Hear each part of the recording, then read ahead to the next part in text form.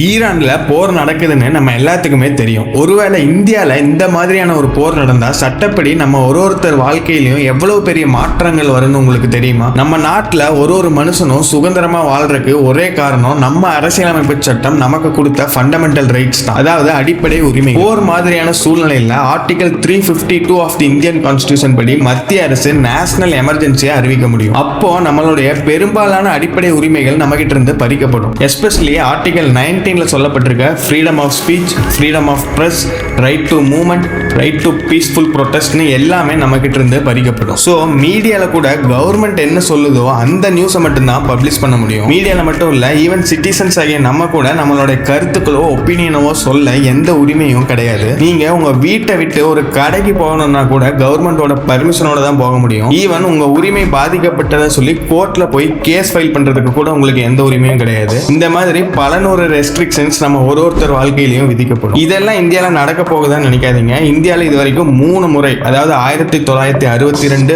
1971, 1975 emergency கொண்டு வரப்பட்டிருக்கு. என்னதான் எமர்ஜென்சில பல ஃபண்டமெண்டல் ரைட்ஸை நம்ம கிட்ட இருந்து பறிச்சாலும் நம்ம கான்ஸ்டிடியூஷன் நமக்கு கொடுத்த இந்த ஒரு ரைட்டை மட்டும் ஈவன் எமர்ஜென்சி அப்ப கூட நம்ம கிட்ட இருந்து பறிச்சுக்க முடியாது. அது என்னன்னு தெரிஞ்சா மறக்காம கமெண்ட்ல சொல்லுங்க. இது போல டெய்லி யூஸ்ஃபுல் லீகல் அப்டேட்ஸ்க்கு மறக்காம அக்கௌண்ட்டை ஃபாலோ பண்ணிக்கோங்க.